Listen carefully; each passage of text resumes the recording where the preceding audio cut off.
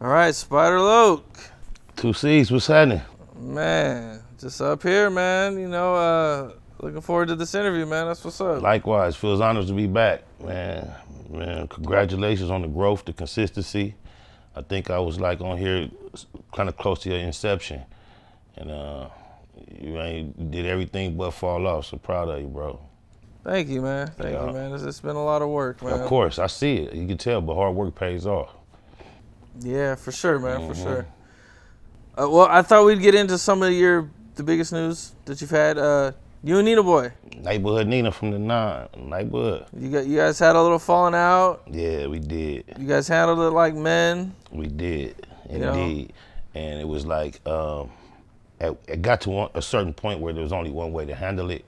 However, dealing with certain situations less than appropriately kind of got us there. And I think everybody involved learned a lesson about the internet and certain expressions upon it. And, you know, me personally, I'm attempting to do better, be more careful and precise about the way I present myself. I think the homie has chosen to do the same thing. Well, that's what's up, man. You know AD and China Mac. I'm slightly aware of what they went through, quite similar in a lot of fashions. Yeah. Especially with, all the deaths in hip hop and everything going on, man. To see two dudes,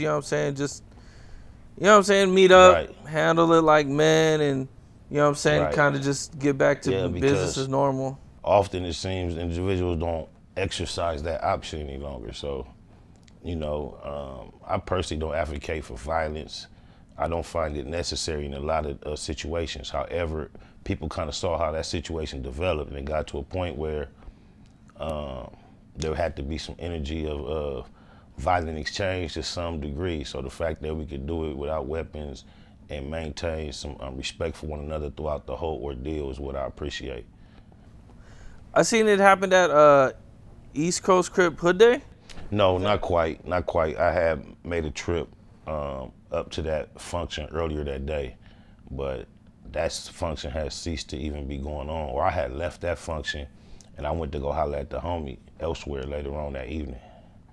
It was actually dark, to be honest. Okay. Oh, okay. I see. Yeah. So for people who like outside of LA, because the culture is a little bit different, like how does a friendly fade kind of, take place, or, kind of happen? It'd be similar to being at a family function. 2 cousins, 2 brothers, get into a fisticuffs, and, it happens. So the culture that we're discussing, which would be the gang culture, is to some degree an extension of what we all understand a typical family structure to be. So that's where a fist fight, I kind of despise the term fade now. It's gotten so commercialized and internet, and it's what everybody in the YouTube comments, catch the fade, catch the fade. And the essence of a fade is so like, fade used to be street slang, but it no longer is. So the fact that you can have a fist fight with someone that you consider brethren is not a far-fetched concept. Brothers typically grow up. The fact that we should be a bit more mature than to engage in a young man's activity is something I can admit. However, based upon my connection to somewhat of an immature institution, I engaged in that. Do you see more rappers getting into boxing matches? I believe I seen Blueface do at least one boxing match, and then I think he had one canceled, or it might be back on now. Yeah, I was vaguely aware of that. From all I can recall, Sticky Fingers. Sticky Fingers? Way back in the day. Bosco, rest in peace, Gonzo. Then it was Nina Boy, Bosco. And now, like you say, Blueface had some engagement.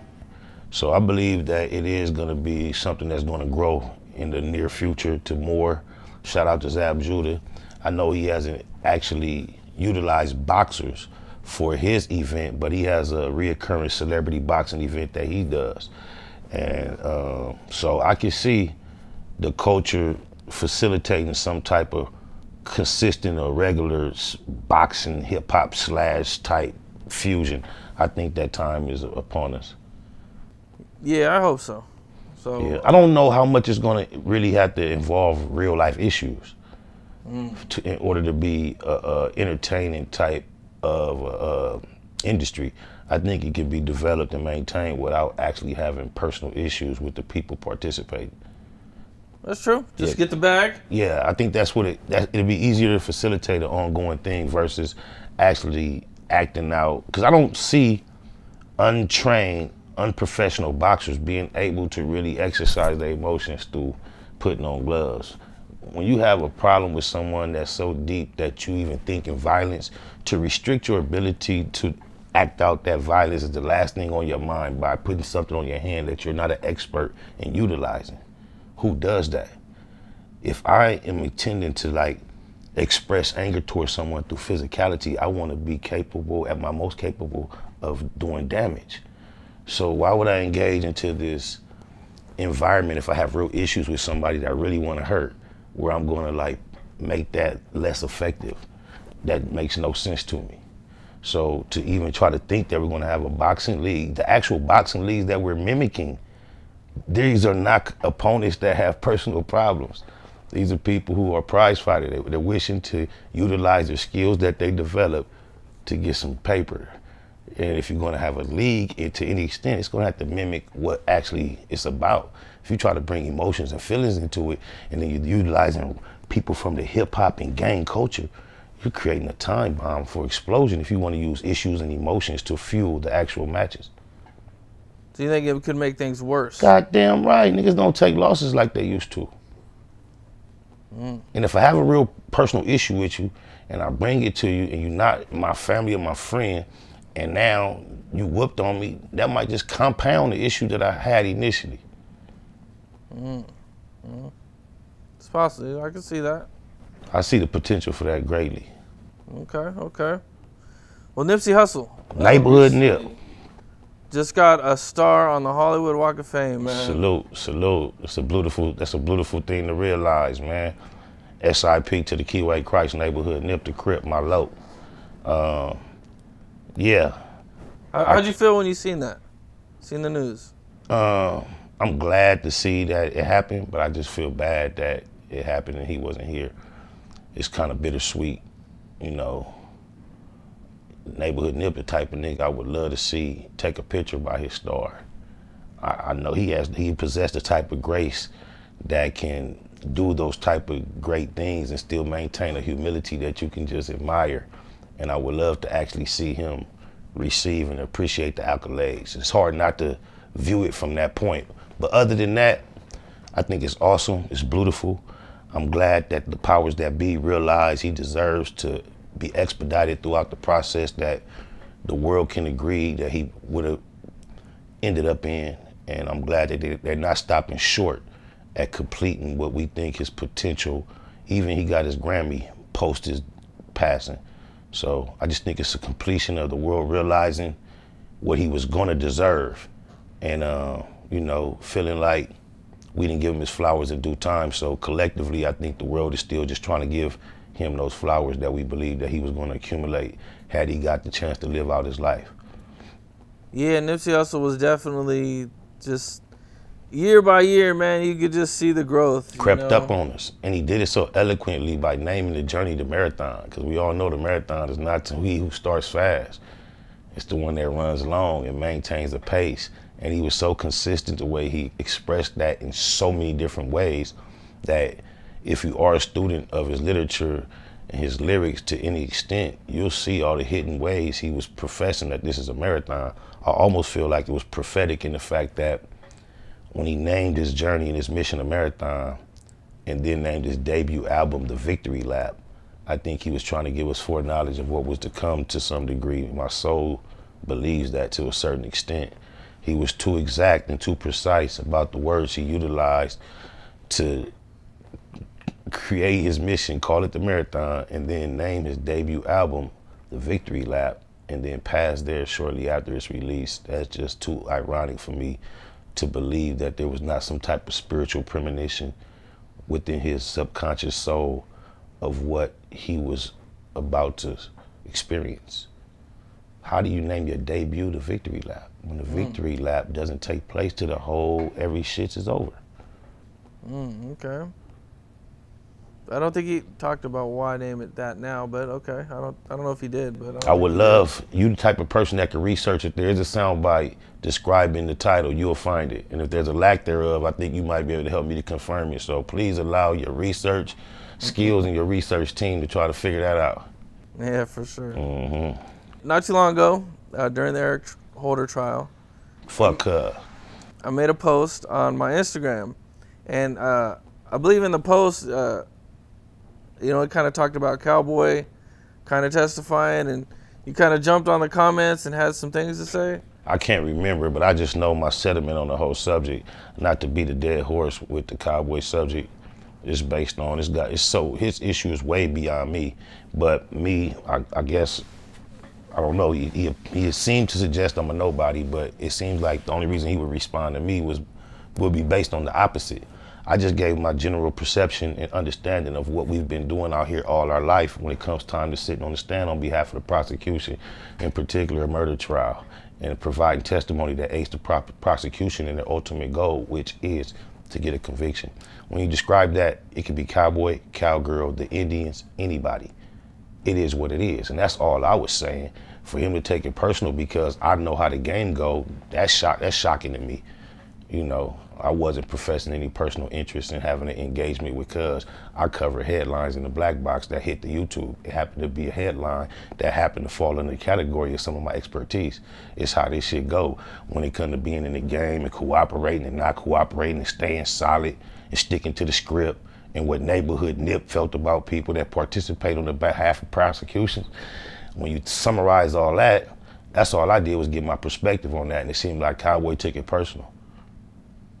That's how everything started with you guys? Yeah, that's the only thing that ever started. Then I became aware that he was on Megan's Law, and so when he began to verbally assault me, I utilized these things to also paint another picture. I believe he's also admitted smoker or ex-smoker. So when you get on the stand, you end up on Megan's Law, and you a smoker. That's like 3 strikes you out when it comes to trying to have a character that somebody respect.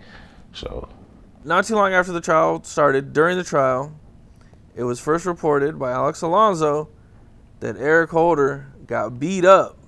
Shout out Alex. Shout out Alex, man. He did some really good reporting during the trial, man. It was really, informative. Yep. He did a really dope job, man. And, when I first heard that Eric Holder got beat up, the first thing I'm thinking is, oh, they must have put him in the wrong cell. Some Crip dudes got him, maybe even some Bloods got him. But then I find out that it was actually a Mexican dude who was a dropout, who was just a fan of Nipsey, and it just went off and just beat the shit out of him. Well, what'd you think when you first seen that? It's crazy because your thought process when you first heard was you thought it had to be some homies. Swear to God, anybody who was around me knows I was saying, shit, it could be anybody. It could have been some essays. That was part of my initial thought process off top. Now, the fact that Cuz got smut or apparently was PC'd and all that, the fact that it's Eric Holder and he's in PC, we cancel that out when we consider appreciating this incident. PC on PC, all right. Cuz got a cool issue. I don't believe that was the first issue he got. I think we was only privy to that issue is because it delayed the trial, and the trial was being followed in real time.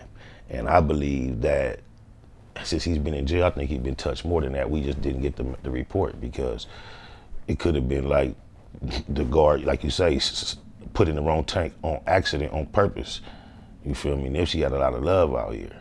So the LA County Jail is one place where not just the inmates, but just because they're familiar with the culture, I'm sure the COs appreciate the existence of a Nipsey Hussle. Even if he caught some tickets and came through that motherfucker, he gonna be somebody that even the police glad they got a chance to see in there. So, yeah, ain't no telling. Eric, I bet you Eric Holder got another issue beside that issue. I wouldn't doubt it. He's probably gonna have problems. Yeah, probably for the rest of his life. Indeed. Because not only is the neighborhood card represented quite well throughout the system, in every pocket he gonna find himself. Like you say, Nipsey got love from cross culture, you see who got him in the report we got. Not just somebody from the other side racially, he also he all bad. Somebody you supposed to consider ain't gonna do nothing to nobody.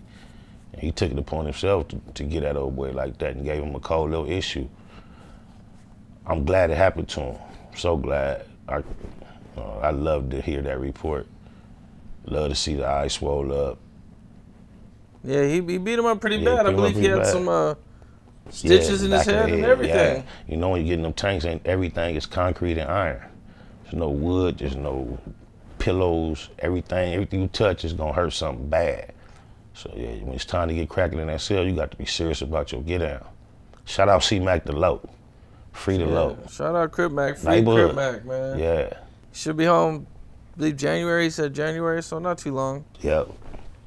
Staying on the subject of Nipsey, you know, recently he was supposed to be on the Games album, and I believe Black Sam neighborhood to Black Sam removed him from Games album. Rightfully so. And I believe it had mostly to do with the things that Wack 100 has said about Nipsey in the past. You know, I'm pretty sure, you know, he don't want to put no money in Wack's pocket. You know, what was your take on all that? I appreciated that gesture that Black Sam did by blocking that. I loved it. I love to hear Wack holding 100 on the internet crying, trying to explain how it would have benefited Nipsey's estate when we all knew that was ridiculous, as if that was his main motivation for wanting to include Nipsey on the project, when we know it was the exact opposite, that it would have added toward the project more so than anything. So I love to hear Wack holding 100 with his foot in his mouth. He loved the way his toes taste, trying to convince somebody that Black Sam made a bad decision, because we know that's not true. I hate the way Doja jumped on Neighborhood Nip nuts when he passed, mimicking his tattoos, mimicking his flow, driving down the street crying. All that old extra, that old fake feminine foolery is unnecessary, unrespected. And then it's 10 times more unrespected when you behave like that, write love letters to this nigga wife for about a month straight every day on IG, and then you let Wacko No 100 sit around and disrespect the legacy of the nigga you have all these deep, affectionate emotions for. It's such a contradiction of character. However, it is exactly who I've been exposed Doja to be for the last 20 years. That's just exactly the type of individual he is. No backbone. You guys had some issues in the past, or it just never got cleared up? Well, it's just, you know, hip hop, within the realms of hip hop, at times you come with somebody that's opposition, somebody you're battling, a nemesis, G-Unit versus G-Unit, kind of like the onset, and then it just never became nothing. It's like, it was never nothing more than that, and it's still nothing. But however, throughout the process of learning his character, I learned how much of a weenie he was. It's not that I have ill intentions toward him, but if you and I get into a disagreement, and throughout that process, I get to do my investigating on you and learn that you're an unworthy opponent, really just a weenie, even though I'm no longer into it with you, I cannot then express anything other than you that I know you are. He cool, I don't fuck with him, but he a weenie.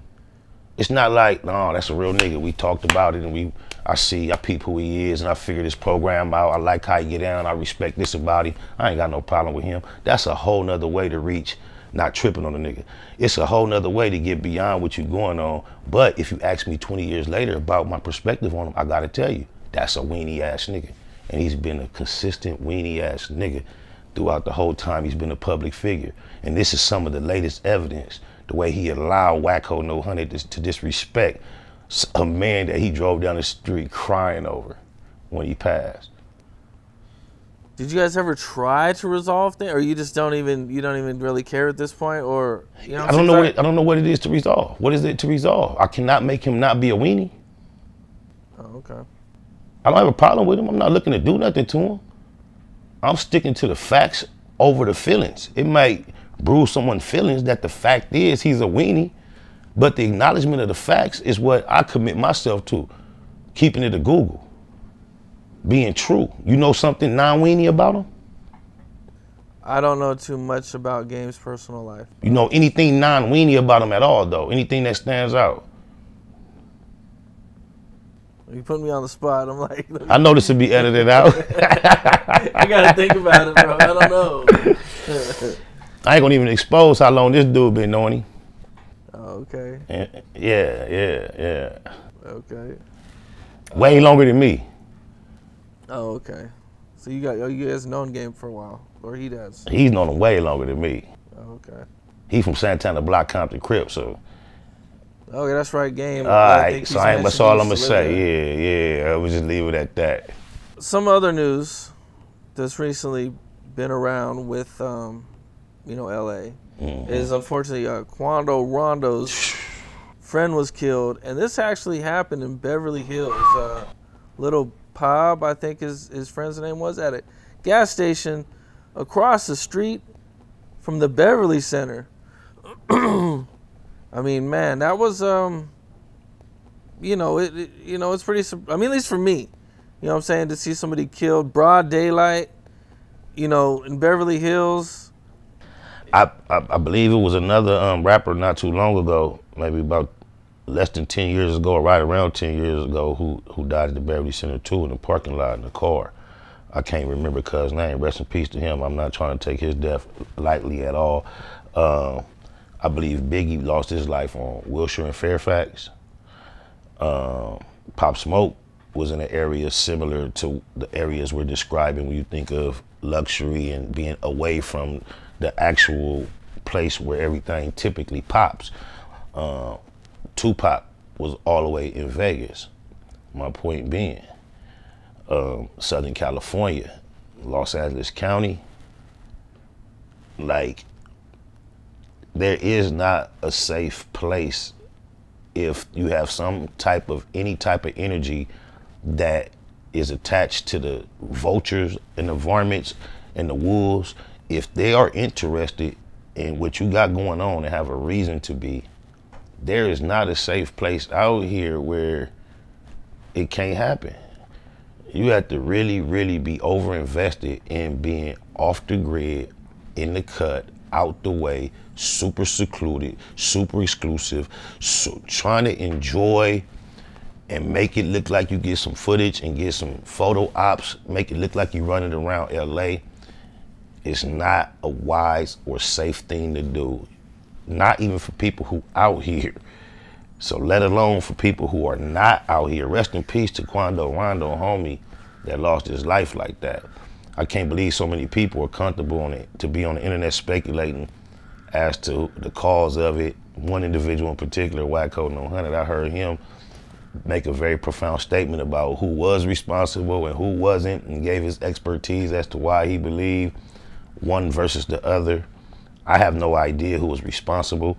I think black life being lost in the streets for such needless reasons is at an epidemic proportion. It has been for quite some time. I haven't always been tapped in or tuned into that as an issue.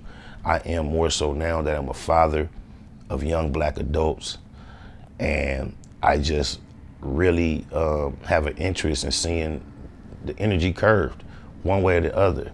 The Beverly Center, some of what we would consider the most safest areas of Southern California or Los Angeles County, not safe. Do you believe rappers need to have bulletproof cars? I do. I mean, it's not even about a belief. This is my thing as well. If your shit bulletproof, a lot of times, if the average rapper gonna be rapping about it being bulletproof. I think when 50 was in his bulletproof all that time, I don't think it was no secret. I don't know how many times the bulletproof actually got shot at. My point being, if you're in the bulletproof like that, niggas that's really trying to get you gonna wait till you get out the motherfucking bulletproof. So you're gonna have to have on bulletproof vest, bulletproof body armor, bulletproof helmet. You're gonna have to be bulletproof your whole life. So I don't know if bulletproof is the final answer. However, I don't think if you can afford it and you high profile and you have high profile engagements of negative energy, I can't say that bulletproof is a bad investment either. Man, as for a rapper, bro, coming up, especially if you're like you said, putting out that energy, I can't think of anything more important to buy. It makes sense. I mean, like you said, they might wait for you to get out, but they might not. But a lot of times You we do see people. I think Young Dolph was in his vehicle. Bless the Dead. Triple X, I believe, was in the vehicle. Tupac was in the vehicle. Quando Boy was in the vehicle. So you make some sense. Yeah, yeah. Dolph had a situation. Yeah. Where his car got shot up. Oh, he survived that. He survived that because it was bulletproof. Oh, see, there you go. It makes sense. You know, I've talked about this in several interviews, but I'm just gonna keep saying it, man. You know what it is with the bulletproof vehicle and rappers? Rappers like to stay on something late. And then the bulletproof will have to be updated, which is a fee that is probably not something they're going to be willing to continuously keep doing. If you're going to stay in the bulletproof, your car can't be the latest car because you bought the bulletproof last year, 2 years ago. It's quite expensive to bulletproof every new shit. If you spend $200,000-300,000 on a car, the bulletproof one is going to be double that. Yeah, that's real shit. I understand that. Yeah. I do, but man, it's... You got to be more practical about your approach. You're right. You know? But, you know, they jumped out and got at them at the Beverly Center. That doesn't mean they wasn't on them somewhere else before they got there. They probably, from what I've seen of Quando Rondo, I wouldn't be surprised that he ventured a little closer to the Lions Den than the Beverly Center. And whoever was on them probably followed them from more closer to the city back out that way is what I assume. It's possible, man.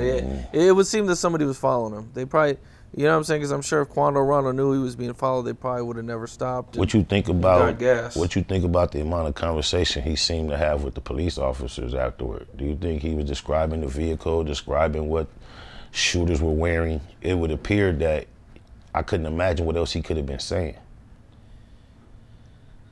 It didn't look right. It looked bad on the internet. I'll say that. I'm extremely curious as to what he was discussing with them for such an extended period of time while he was so irrational. Yeah. It looked bad for him, you know. But I hate to put something like that on. Likewise. You know? I only mentioned it because I saw it highly speculated on already. So it's not like I'm introducing the concept, but on that idea alone, I can agree with a lot of people that I said that, like, man, I can't imagine what you were saying, bro. You know, I believe he was involved in pissing on some graves after King Von died, and I've seen content where he was real bold and vulgar about his response to the loss of King Von's life. So it's just a real opposite energy to see him being so hysterical on the reverse. When your boy scored, you was a lot more, you know. It's just a lot of it seemed unnecessary, man. That's all. Yeah, I feel you, man. Did you see this dude make a Quando Rondo challenge?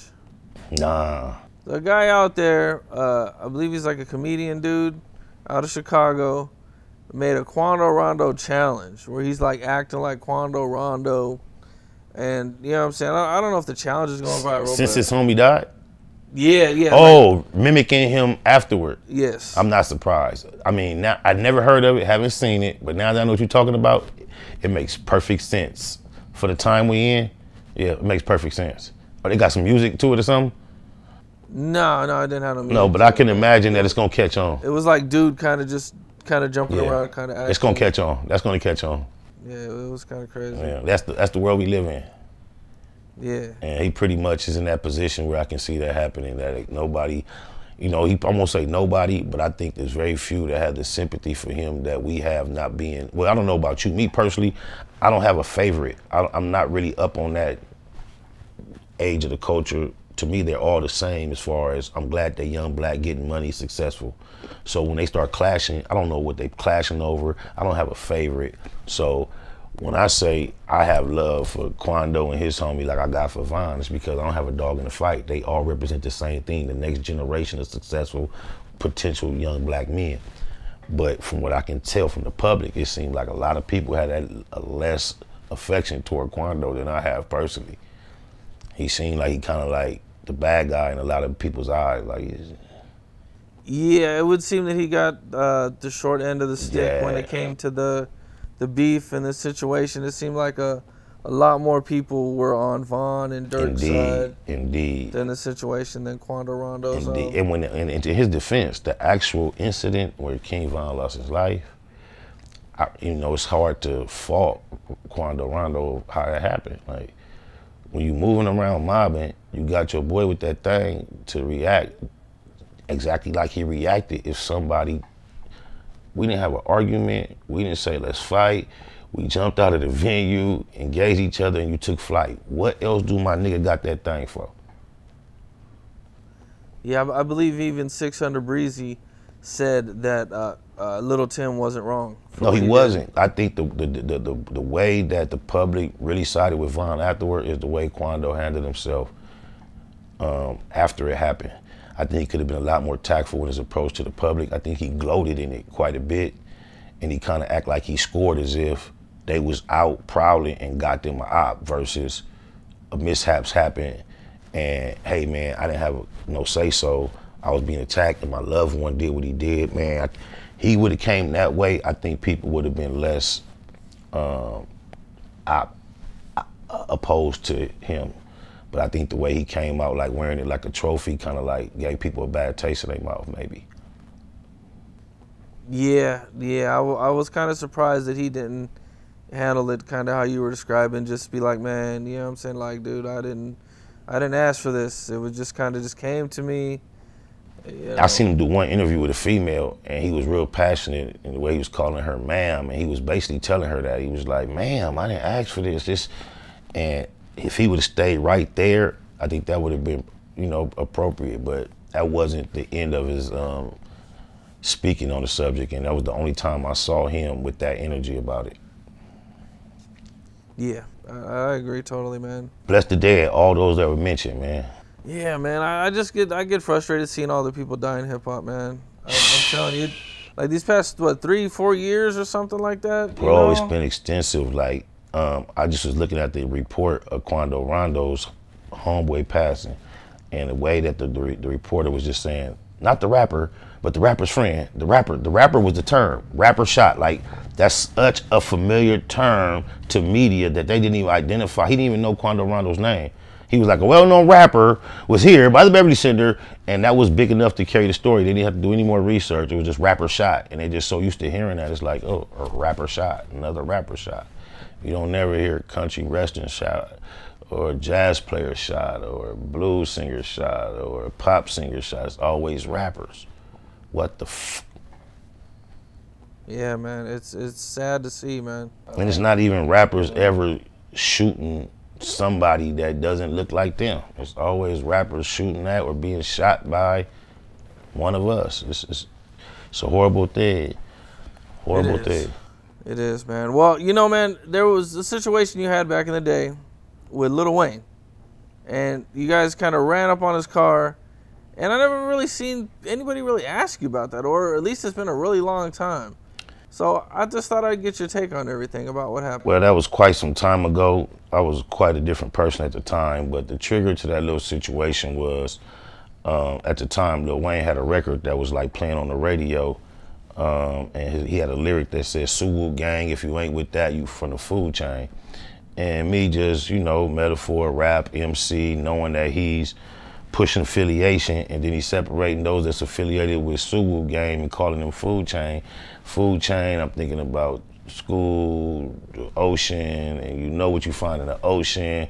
I thought he was sneak dissing.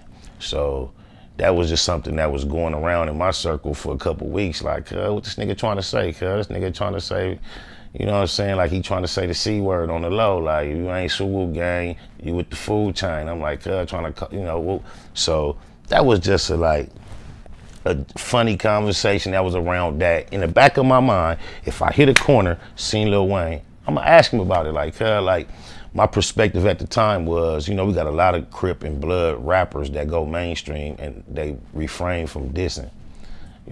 Besides the specific projects like Banging on the Wax back in the day, your Mac 10s, MCAs, the people that stood on the opposite side of the spectrum never just dissed Crip or Blood. They just banged where they from and kept the dissing out of it.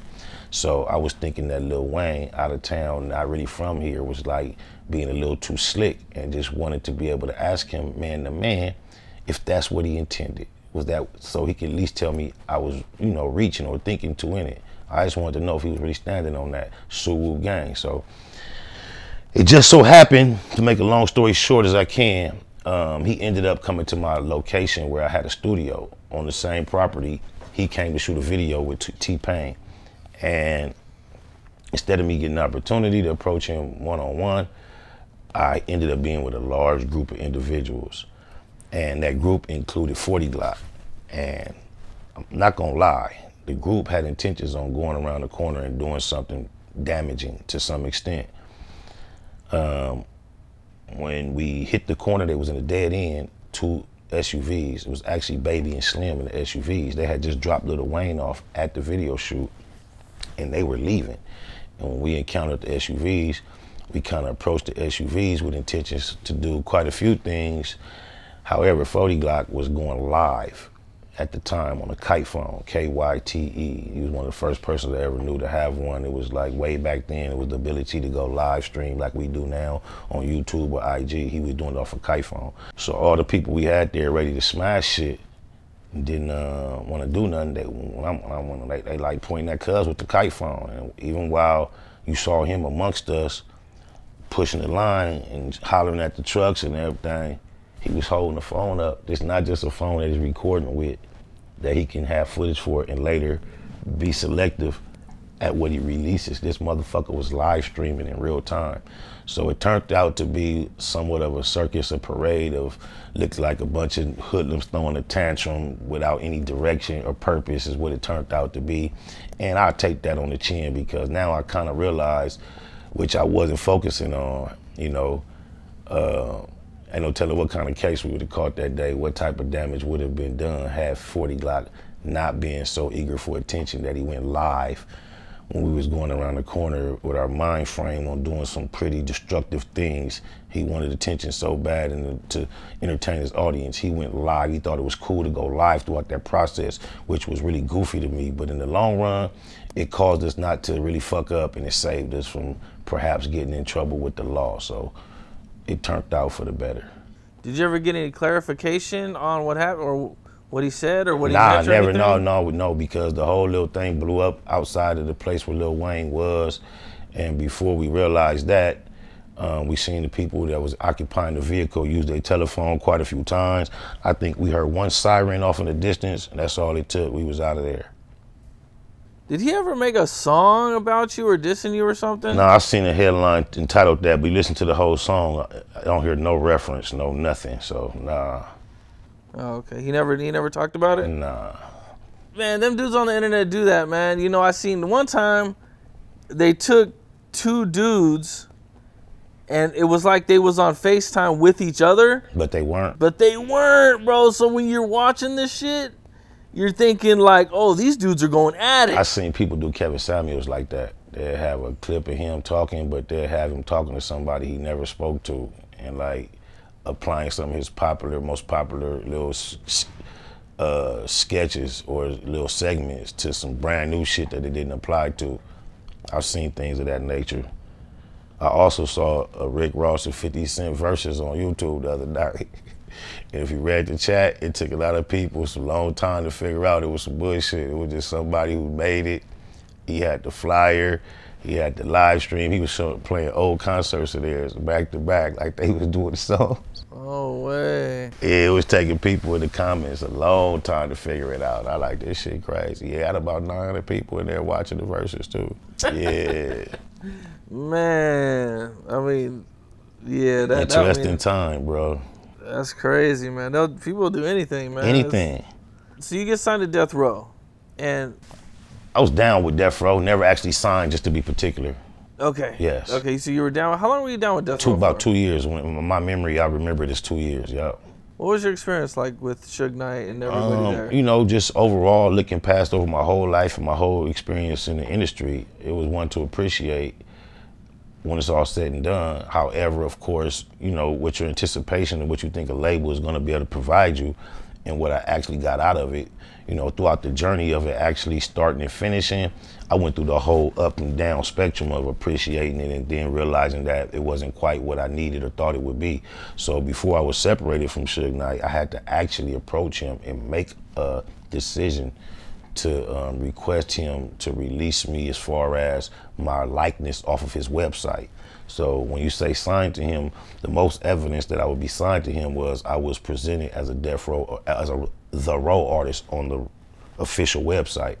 And when I actually desired to separate from him as far as officially in the public eye and not be viewed as his artist any longer, the way I went about it initially was asking John, shout out my nigga John, who was running the Death Row website. He was the one who created everyone's separate little spot.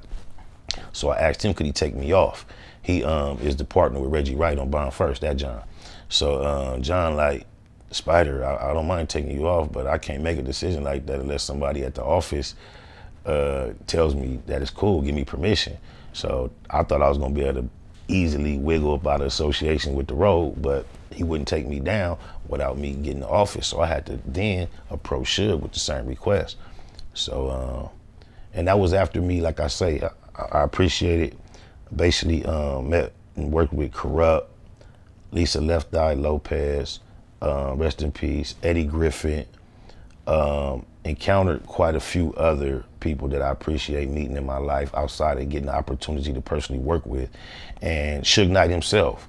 I was able to take my little brother Derek, who was physically challenged, mentally challenged. We spent quite a few nights in the skybox watching Kobe and Shaq play together due to, you know, Suge Knight. So there's things to appreciate throughout the whole experience that you don't readily focus on unless you take the time to really analyze it, because you typically get caught up in just judging it based upon industry, record, success, experience. It wasn't all that, it wasn't. But when you look at life in its totality and what is promised to you, I appreciate the entire experience. What was it that made you want to leave? Was it just things weren't moving? Things weren't moving, and it started being more of a deterrent when I go other places to be affiliated with him rather than a plus. It seemed like doors or opportunities were closing or diminishing versus opening and becoming more readily available. People were standoffish. It was becoming apparent that Suge Knight was not going to get the opportunity to regain any resemblance of the traction that he once had. Did you ever do any tours or shows with Death Row or anything? Few shows, very small venues, but no tour. I seen somewhere that Suge had like some issue with Fabolous or something, or Fabolous approached Suge. I recall when Suge first got out, he was in New York. I wasn't with him, but he went on New York. I believe it was Hot 97 and said, the new road, we looking for artists, we looking for this type of artist, street niggas, cool thug niggas, not no Fabolous type niggas. He made a statement to that effect. Shortly thereafter, we was outside the House of Blues, trying to get into the House of Blues because the sheriffs, it was a Def Jam party, and they had strict orders not to let Suge in. And Suge was trying to push his line to get in, but they had the sheriff standing right there kind of deep, like, all right, try if you want to. Throughout that process, Fabolous pulled up in a little two-seater Benz and like called Suge over, and Suge went to lean in the window. I mobbed up with him.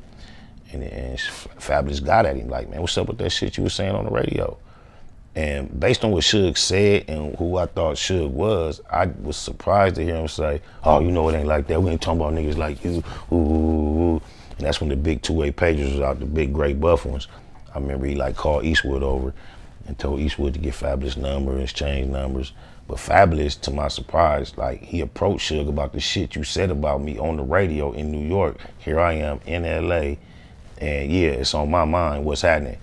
And he didn't go too super barky on Suge, but he got at him like a man. He brought it up, and Suge turned it into like a laughy, jokey play. I didn't mean it like that situation. So I was kind of impressed in what my perception of a Fabolous versus a Suge would have been. Up until that point, I was just kind of like shocked and impressed to see that Fabolous stood on that position at that type of time with Suge. Did you guys ever run in or see Fabolous after that? I did. But this was after? Yeah, this is after G-Unit, BMF, Miami. Just me, him, and Blue in the mansion for 3-4 days at a time, smoking, politicking. Yeah. Okay. Were people still scared of Suge at this time? People were scared of Suge till he got knocked out. That's when the overall general public perception started to just change. Of course, there were a lot of people who were not fearful of him like the general public was long ago. But there was still a persona that stuck with him up until he got slept. When Greg the Barber knocked Cuz out, it was a wrap. Everybody thought they could knock him out. Were you with Suge at the time? I don't remember what year that happened. That was after my affiliation with Suge. Okay. Now, you mentioned hanging at a mansion with Fabolous and BMF? Oh, yeah. Big Meech, the whole crew. Big Meech? Yep, on the set. Free Meech, free Big Meech. Okay. Yeah, it's footage on the internet from, I believe, my Bangadocious DVD that kind of like covers that little phase. Oh, and were you recording or what all was going on? Yeah, we recorded. We did a lot of recording. Went to the strip club. I watched them throw the double digit 60, 70,000 on the ground in 2 hours. I've been in the strip club with Blue, and everybody in that motherfucker black except 2 white boys look like you, got fitted caps on like you, polo shirts, just staring at the crew. Blue slapped me, throwing money on them. Like, look how we do the Fed, Spider. They not drinking no drinks. They just staring at us. So I experienced that. So the feds were following. Oh yeah, following them around. Meech told me this shit was coming. He let me know this time was coming. He knew it. Yeah, he knew it. How did you meet Big Meech and everything? I met Big Meech because, you know, Blue Da Vinci is from 190, from 190 East Coast. So when Blue met Meech, shortly thereafter, I met Meech through Blue. Way before they blew up and became the mega machine that they came. Of course, it was in California, so Meech was already moving around, but all the big shine and flamboyance hadn't attached to what they was doing yet. I guess he was still building, putting himself in a position to really step out like he eventually stepped out. So, and when he was thinking about forming a label, and he had some affiliation with some of the people Blue. It's a whole lot of our mutual friends that are affiliated within that circle outside of the direct BMF movement. So they had a clash of, and I don't mean clash in a negative way, they had a combine of like cultures, and shit got to developing and popping. So, you know, early on, before Blue actually left California and started traveling with them niggas, he was out here with them. And he used to hit me, I used to sell weed back then.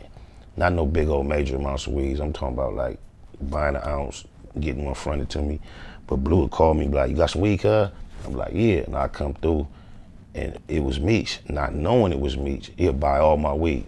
But he'll be in the house over there in Gardena with no furniture, ain't no nothing in there. They looked like they was just on some like, now when you look back, you see exactly what they was on. But back then, it wasn't obvious what they was finna do. However, this is what Blue used to say. We used to fuck with Wino, Lower Class Records from 190. That was our homie, our big homie.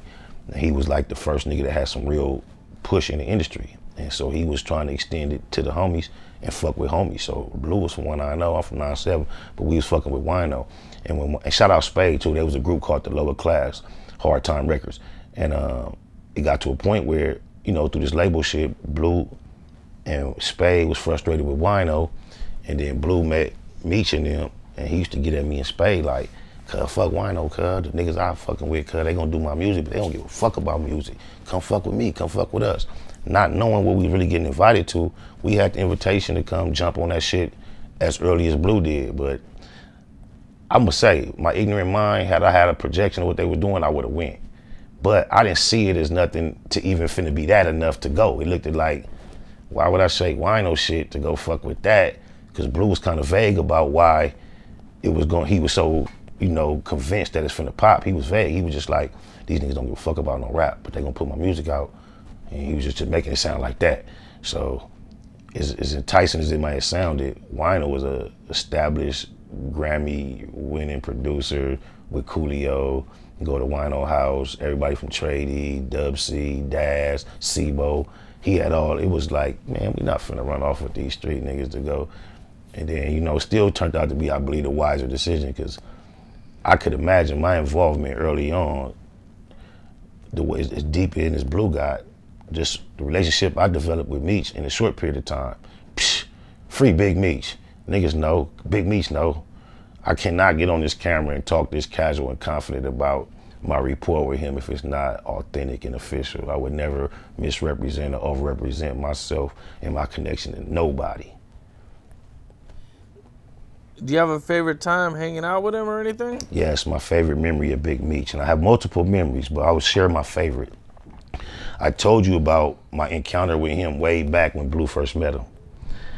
Now, it turned into a time frame where I was hearing about Big Meech and BMF, and I really had no idea who this guy was or what he looked like, not having no idea he was that guy.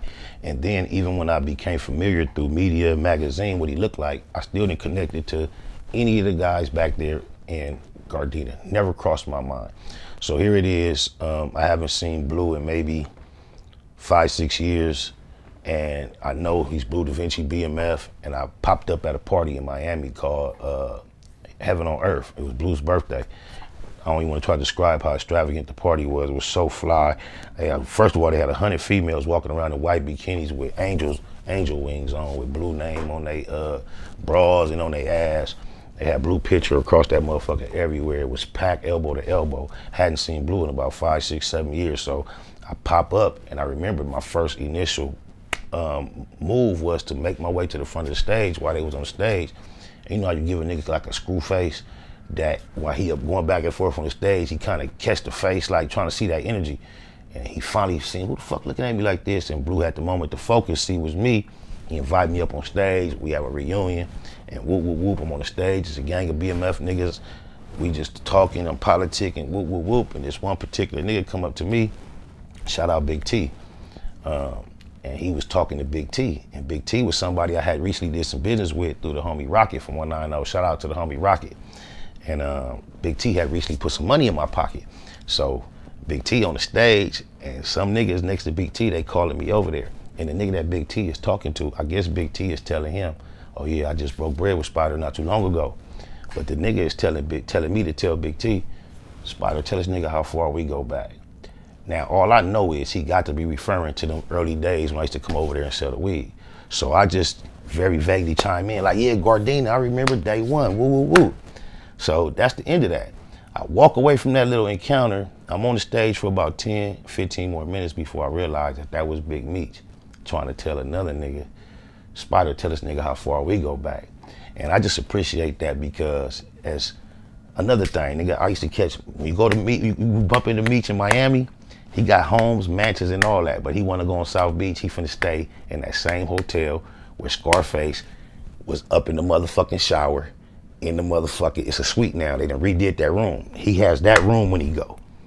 Oh, where he was about to get cut up and everything? Yeah. It's a whole way. Yeah, and this type of nigga Big Meech is, when I come to see him in Miami, not only do he have some of the flyest women that I know from LA sprinkled across the room, you thinking like, how the fuck, what is you doing here?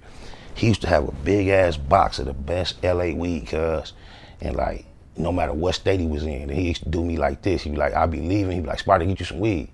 So you'll go in there, you know, they have like the party cups that you drink drinks out of. Somebody give you a cup, you'll reach in the box and put a little weed. He'd be like, fuck that, cuz, get you some weed.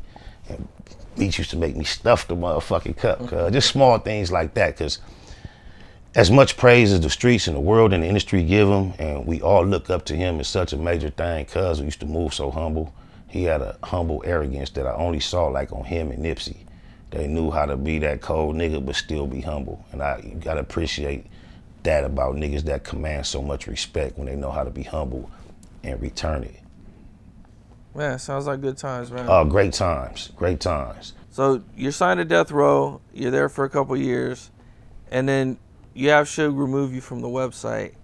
And how long is that time period from you being removed from the website to actually, you know, linking up with G-Unit and 50 and everybody? It's the time of space between me stepping away from Suge Knight and the Row, and the gap of time that I encountered the G-Unit crew. It's hard for me to guesstimate, but it wasn't that much time from what I can recall. I don't know if it was a matter of months I know it wasn't a year. It was a matter of months, if not a couple or a few months. And it was totally ironic. It wasn't like it was through any steps I was taking on purpose, any connections that I already had that I knew I was going to be able to pursue. It was just totally random occurrence that I took it upon myself to step away from one situation, which would have been an extremely difficult thing to navigate had I encountered these guys and then tried to make the separation afterward. It would have been a whole totally different situation. So it took a lot of courage personally at that time of my life to even step away, because like I said, I named all the people I worked with and became familiar with alongside Suge Knight, and it was just hard to perceive with the resources I had that I was gonna somehow be able to get to a level beyond that or equal to that. So it was like, you was kind of like challenged with hold on to this as long as you can versus step away and see what else can be available, even though there was nothing tangible to look toward or look at or reach toward. So that was like really a time of like just personal faith, like fuck it, I know this is big, but it's not serving me, and I gotta have the courage to step away. So the fact that I encountered another situation that would be considered a step up so shortly thereafter, it was a confirmation in my personal life to trust a certain gut instinct that I have that I can't discuss with nobody. Nobody else can ever hear it, see it, or feel it. I don't care how many strategies you're presenting me with, how much intelligence and knowledge. I have a certain thing that I follow that I don't even know what it is. I mean, when you say it like that, man, that is pretty gutsy, I believe. You know, is a good word for it. You know, you left death row, which at the time they weren't, you know, the old school death row, but compared to what I wasn't familiar with, it was like everything still. Right. You could be right there with Suge today in the parking lot, and the gate open. It's Sylvester Stallone to drive in a Carmageddon by itself. Like, so you still was around that element of life to where the potential of something popping was still present, and it was hard to step away from that to just back to regular. That was something. But it reminds me of a quote I seen from Steve Harvey that really impressed me. He was sitting down having a conversation with a young lady in a very like intimate setting. They were both in like small like chairs, and I don't know what the conversation was about, but it led him to tell her this. He was like, and when he said it, he got choked up and almost cried before he can get this small piece of conversation out. He said, you know, if you stand on the cliff and you don't want to get cut up and bruised and hurt, if you don't jump, you're safe. You'll never break a bone. You'll never get no bumps or bruises. He say, but if you don't jump, you'll never soar. You'll never get a chance to soar. And before he can get that whole complete thought out, he was like choked up and crying. And at that little small expression, we see how successful he is. I just saw him visualize a time or times in his life where he had to get to that point that we just described. There's times in your life when you achieving to do things that are beyond the norm, where, and even in normal life, sometimes you got to take a chance and take a risk that you cannot quite quantify or equate to success before you do it.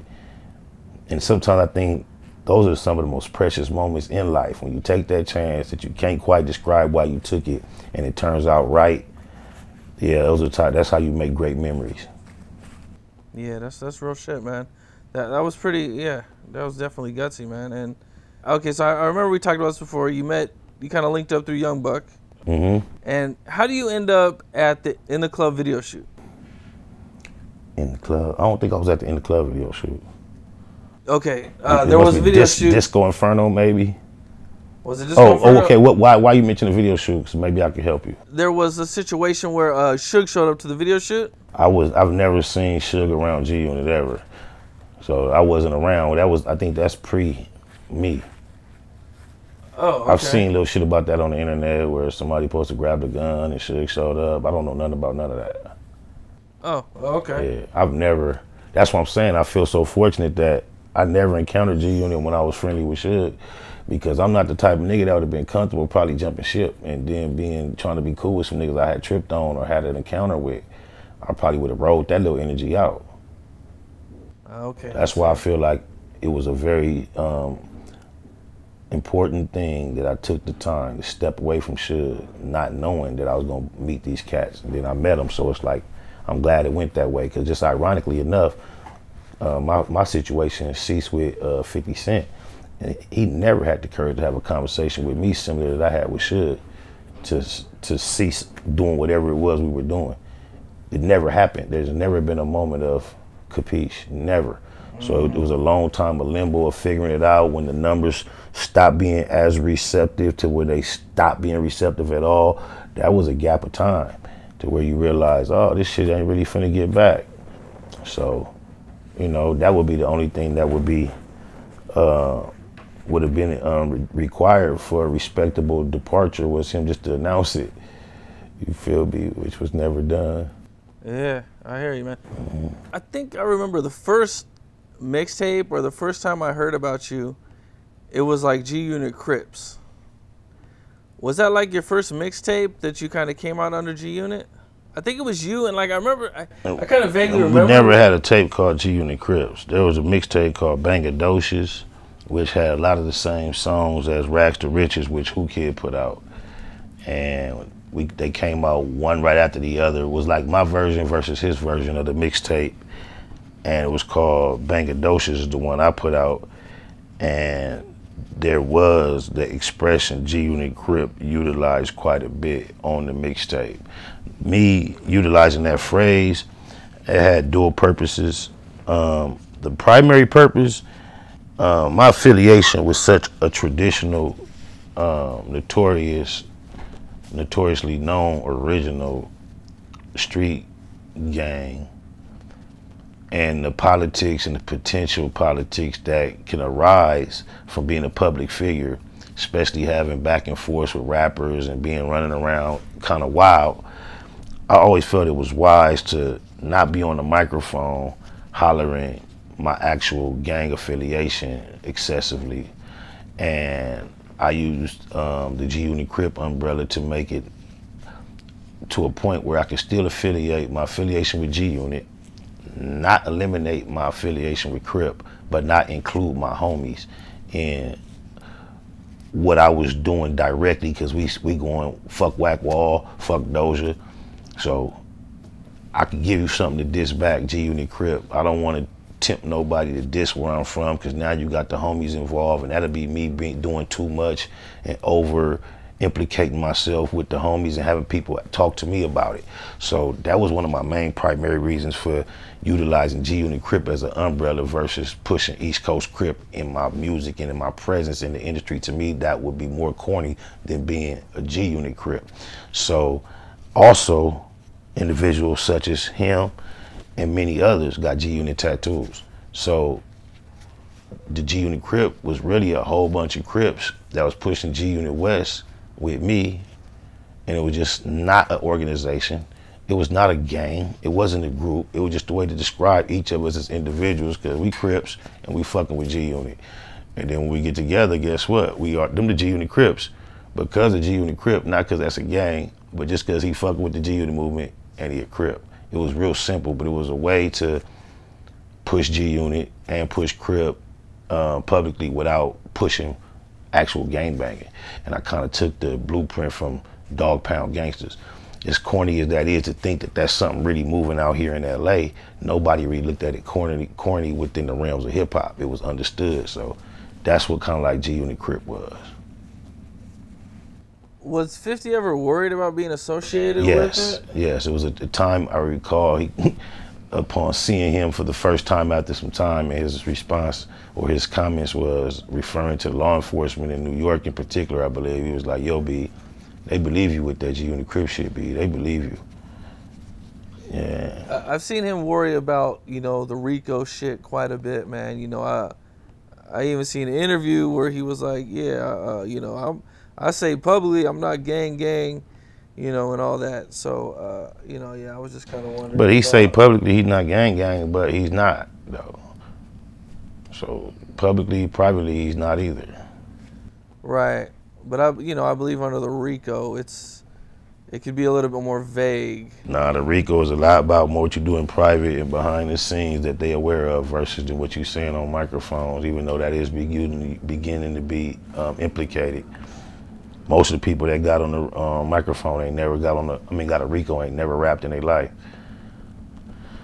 So it's more about what you do than what you feel me, or what you said off of a song. Even though we see that being a current element, that's not what it's typically traditionally been about, what's being said in songs. That's a new element. Right, back then it was a little different. A lot different. Now it's kind of like the standard, it seems like, that the Yes. feds and the police are using to go after rappers. Yes, and it's not just because you're saying certain things, but it's apparently that they're being able to make connections to the things being said, to certain things being done, and that seems to be the problem. Yeah. I don't know. Free everybody, except the rapists and the baby killers and the women, people that abuse women and all them. Free everybody else. Give them a restart over. Yeah, that's real shit. So you come in and you have all these dudes with you that are kind of with G-Unit affiliated. And this is kind of like the time, I believe, when Game split from G-Unit. And he kind of started his G-Unit campaign. Shortly after I got there, he left. Shortly after, yes. Okay, well, what was that time like when Game left and the whole G-Unit thing kind of started in the beef and everything? I mean, you know, to really give it a characteristic to the time, it's so vague. It was just exactly that. He left, he first started dissing G-Unit and attempting to like make songs and send me like positive messages in the same songs he was dissing them on. 50 asked me not to get involved in dissing him. I was trying to go by that type of program, but he was just G-Unit and we was G-Unit. You feel me? Just as an individual representing G-Unit and you pushing G-Unit, it was just natural for me to respond and engage cuz on that alone. There was rumors that you beat up dudes with G-Unit shirts on. Is there any truth to that? I was present in one particular time where a dude had on a G-Unit shirt and he got beat up. I didn't actually touch him. However, that was in a parking lot of a venue, and it was a nigga from Pyru who had a G-Unit t-shirt on, and the homies rushed him and beating him up. At the same time, Suge Knight and Wack No Hunter had pulled up in that little two-door Bentley, and they jumped out the vehicle and was like, "What's happening?" I'm like, they like something. I said something to the effect like, "Fuck that nigga, he with you?" Suge like, "Hell no." I say all that to say, this was a nigga from Pyru. My homie was beating him up for having a G-Unit shirt on, and Wack holding no honey. He jumped in the melee and like kicked the nigga a few times alongside my homeboys. And then I also at one point had a trash bag, a collection of G-Unit t-shirts, because random niggas who was G-Unit Crips would encounter people wearing G-Unit shirts in public and, you know, invite them to swap out for another shirt. And if they didn't take that friendly invite, they was forced to take the shirts off, and it turned into a ritual where my niggas was calling me like, "I got something for you." I had a bag full of G-Unit shirts that they was turning in. Yeah. Damn. I seen you say in an interview, the people would come up to you and ask if Olivia's really a man. Yeah, that's crazy. It seems like that dude has relied on saying things that ridiculous for years, bro. That's how much you can put into a Doja statement. Do you remember he said he left G-Unit because they're a bunch of butt pirates? Gay butt pirates. That's why he wanted to leave. That was the first thing he was saying. I don't remember that. And then he was begging to be back at a reunion with the gay butt pirates. He did want to come back and do some, what was that, 6, 7 years ago? Or 8 years ago, it was at one point when everybody was confused as to the beef, and he was like, all right, I'm gonna clarify it. Wanting to be funny or whatever, I'll clarify, this is why. The real reason why I don't want to fuck with them, because they bust a bunch of gay butt pirates. Whoever wants to be back around them guys, unless you into that shit too, if that's what you think about them or feel comfortable saying about them. I wouldn't even want to be around nobody who I was comfortable saying that about. I see what you're saying, man. How was your time going on tour with G Unit? Awesome, amazing. No way to compare it to any other experience in my life as far as, you know, everyone loves to travel. Everyone loves finding accommodations. I was having a lot of experiences that I appreciated. Yeah, I enjoyed traveling, man. Is there any you have memorable times out there on tour? I remember being overseas and doing a show, being a hype man for 50 Cent.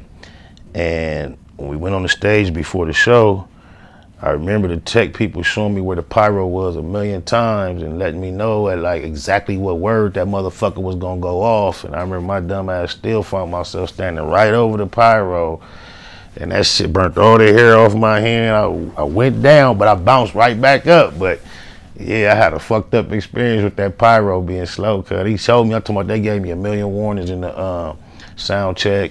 Walked us through, showed us where they was gonna go off. He was like, this one right here, particular, gonna go off at this point. I don't know how at that point I was standing right over it. And that motherfucker said, poof.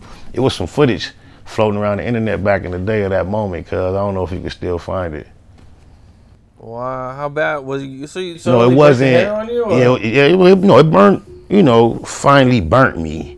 I wasn't injured to the point where I had to go get any treatment or anything, but it was very shocking, cause that'd be real fire. And I had no idea what was finna happen, and that motherfucker warmed up everything from here to here, and it really got a hold of this, because this was like right over the shit. Yeah, but I've had 1,000,000 experiences other than that to recall, but that's the first thing came to my mind. That reminds me, Little Durk had a situation recently with one of those. Did you see that? I didn't. Yeah, his face actually got hit with the flame. I think yeah. See, I'm not surprised that could happen, because I experienced it. That's crazy, damn. So it's that dangerous with those things? It can be. Okay. You know, I'm pretty inexperienced at that point, and I haven't had much experience since then, so yeah, definitely for someone without a lot of experience. If it wasn't the pyro incident, I'd come with another.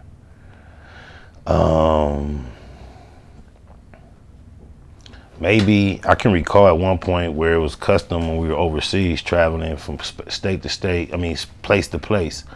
There will always be a group and an entourage of people with posters and memorabilia that was associated with the other artists. When we got to the hotel or to the venue, when the bus pulled up, there would be a group of people out there particularly looking for Banks, Buck, or 50. And that was a reoccurrence. And I was just basically a member of the crew, just like a roadie. Like, there was never any anticipation for me when we got to these places. But I can remember at one point we got to a certain place, and it was a little bitty white dude. He couldn't have been no older than 8 or 9, but he had on like all this West Coast shit, and he had a poster of me, and he had a marker, and he didn't give a fuck about nobody else on the bus. He wanted my shit. And like, we all noticed it that day, and everybody was like cheering for me, teasing me, like, yeah, Spider says, you go, woo, woo. So I remember that. That was like a real cute moment that was memorable, because he was just a little dude that was West Coast out, and he was waiting for Spider to get off the bus. And it was my first time encountering that after watching my peers go through it on a routine through groups of people. I just had one person that kind of like was anticipating my arrival, similar to what they went through, and I'll never forget that. It was at West Coast. He just loved the West Coast. Yes, man. And he was like, he had all blue on. He was all geared up, and he was just like, he wanted to see the low. Now, I believe that you were most close with Young Buck from G Unit at the time? Basically, yes. Now, Young Buck actually left. Were you still around when Young Buck left? Nah, it was kind of like, when Buck was on his way out, he was trying to convince me to leave with him. I wasn't comfortable making that decision, and in the process of him trying to convince me that I should leave with him, after hours and hours of conversation and him trying to pull my coat and tell me come on, he finally just said, look man, 50 told me he wasn't gonna put your album out a year ago. So I probably left a year before him, just not really realizing it. According to that you guys were already... No, listen, Buck was trying to convince me to say fuck G Unit and run off with him and start. He was fucking with Game, Rick Ross, anybody that had a problem with 50, he was making his rounds, being publicly seen with them, coming on stage and doing things of that nature. He tried to invite me to join him on that campaign. I was extremely resistant. After he saw that I was not going to be able to be convinced to do it, he tried to pull out his ace in the hole and said, look, man, 50 told me he wasn't going to put your album out a whole year ago. So when Buck left, it became extremely obvious it wasn't nothing happening, but it wasn't up until then that I made it. So when Buck was out, it was like out with both. But according to Buck, I was already finished a year ahead of that. I see what you're saying. Did Young Buck ever help you get a deal or anything like that? Or Yeah, my whole deal came through my affiliation with Young Buck. The G-Unit deal? Yes. Okay. Tony Yayo was performing and something happened or something in San Diego? Yep, Tony Yayo hit the stage. He was with me and a bunch of my homies from LA that took the ride to San Diego to be at the show. And against my advice, he prompted the homies to take the stage with him, and he announced to the San Diego crowd something to the effect of, what's wrong with this picture? I'm a New York nigga with 100 Crips on stage. I kind of like let him know that wasn't the wisest thing to do in the San Diego area, being that it was, you know, heavily populated with red rags. And without going into a whole bunch of detail, I've told the story plenty of times, but him doing that triggered some irritation from the crowd. And one thing led to another, and there were items going back and forth from the crowd to the stage.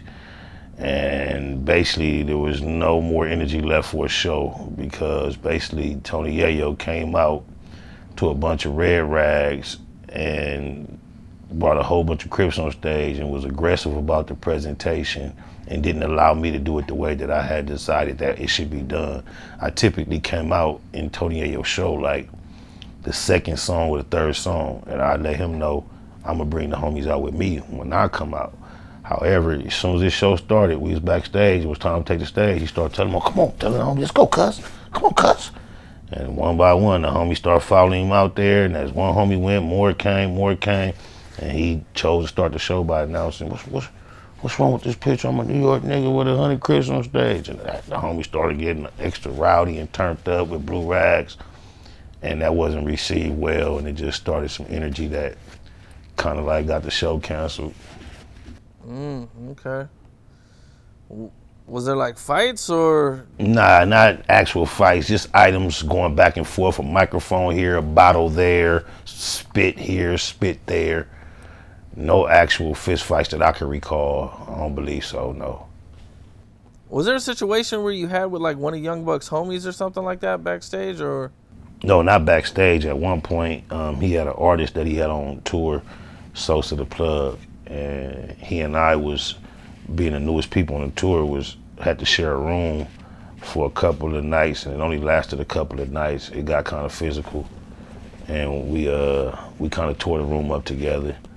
In the past, I've told this story, and I guess I said it like I won the fight. So I'm gonna just say Sosa didn't like that. I don't know where Sosa be at. I ain't seen him from way back then, but he popped up on my social media, not liking the fact that I said I won the fight. He claimed that I won the fight. So I'll just say he and I tore up the hotel room. Did G-Unit or 50 Cent have rules like the members can't get into it? Yeah, it was zero tolerance for fighting amongst the clique. Is one of the reasons why I assumed that there was something going on with me in the situation that was not typical, because it was very early on that I left on tour with Buck and got into the fight with Sosa. And like I say, it was zero tolerance for fighting. A portion of the jury I had on had been loaned to me at that time. I can recall sitting in the hotel room, taking the jury off, setting it on the table, Shot Money looking at me real sad, like, yeah, bro, you gonna have to go home, and you know, you're gonna get back out here as soon as possible, but yeah, you're gonna have to go home. 50 don't play with that fighting shit. And I can recall sitting in this room and then Buck getting on the phone with 50, and I can recall him pacing, going back and forth. And however that shit was going, I remember like tapping Buck's leg, like, let me holler at cuz. And as soon as I did that, I heard him tell 50, like, yeah, 50, he wanna holler at you too. And then when I got on the phone with 50, I'm swallowing a lump in my throat, finna try to explain what I'm gonna say. And he told me, like, hey, look, Lo, if that guy can't figure it out, he's gonna have to get up out of here. I was like, oh, all right. Got my shit back on and never skipped a beat. And yeah, and I've seen like two of his closest little homies duke it out, Halim and Hove. He sent both of them home for a spell. His driver, Bruce, filed on Chris Lighty. He had to go home. I did my Dougie, he didn't send me home. Is 50 Cent like a Iron Fist type of guy when it comes to being the boss or the head guy of everything? I think his character has that element there. He doesn't totally rely on that, but at times he presents it like that. You got to kind of figure out how much is it that and how much is it the casual part, because he doesn't stay like that totally. But it definitely times when it comes down to it where, yeah, it is what it is. So 50 Cent had no problem getting rid of damn near anybody. Now, that's a whole nother statement. You just said a whole other statement, bro. You didn't see him get rid of many people, just like effort. You know, that's not what he did. I didn't see him do that a lot. Okay. You know, he pretty much still with the people he started with. Yeah, Yo and Banks. Okay. Well, Spider Loc, man, it's been dope working with you again after all this time, man. Likewise, man. I appreciate the invite back. And I don't know if I said this last time, but you always got action, man. I appreciate it, man. Yeah. I definitely like working with you, man. You're Likewise, man. Appreciate you, bro. Yeah. For sure.